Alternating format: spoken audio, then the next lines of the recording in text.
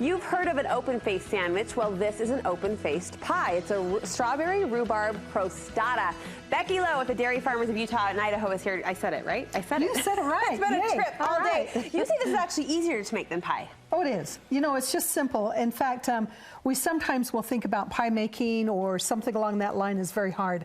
But with our modern conveniences, it is extremely easy to do, and anybody can make it. This is beautiful. And you're not putting it in a pie pan, so if you don't have one, great. It's just kind of pull it together. Kind of fold and cinch up. We'll start with the crust for us, if you Okay, will. so you know what? I'm going to start with the crust, and I'm also going to have you do this one. Okay. So the crust, you know, we used to cut things out and roll them, and well, we still roll them.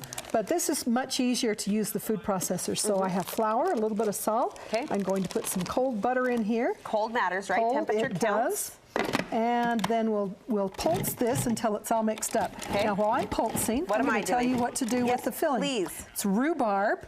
We also want to have some strawberries, and so throw in some sliced strawberries. For a This is a beautiful nice red. combination. You could also do it with ginger or, you know, whatever you want. Of course, sugar, because the rhubarb is a little bit on the tart side. Okay. Now, I like to have a little bit of tapioca rather than cornstarch, but you can use cornstarch or flour with it as well. Okay. Okay, and then last, a touch of salt and also just a little bit of orange zest. Okay. Put that in. Orange, huh? Thought it was lemon. Good. Yep. Well, you could put lemon in as well. Okay, you just simply mix that together. Okay, now I have pulsed this until it looks like coarse cornmeal, and I don't know if you can see the inside of that. Yeah. Okay, that's what we want. Can you see inside there too? There it is. That's what we want it to look like. Now, because we're using the food processor, we'll just continue to pulse.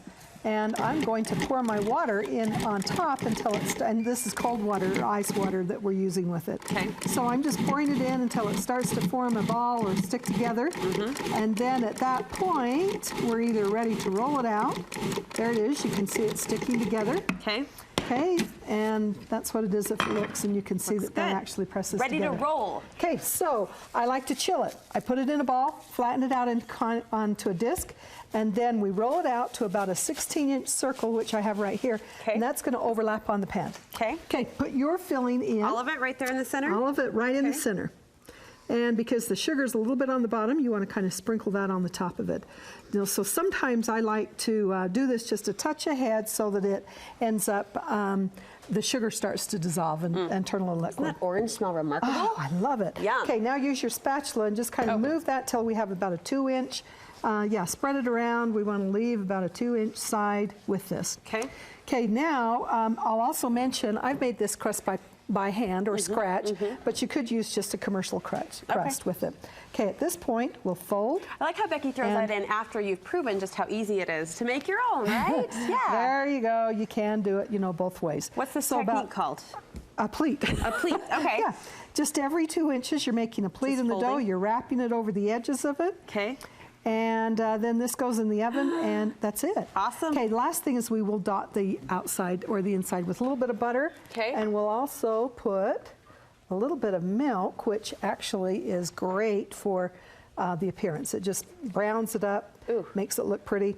This bakes for an hour until it's nice and golden brown, and also the rhubarb is good and tender. We're going to sneak over here for a finished look. Amazing on the presentation, and of course delicious with the side of ice cream. Yes, you can either put some cheese on it, or I like the ice cream, especially if it comes out hot and then the ice cream starts to get melty with it. Yum. That's my favorite. Perfect. So it's not an old-fashioned rhubarb, it is rustic.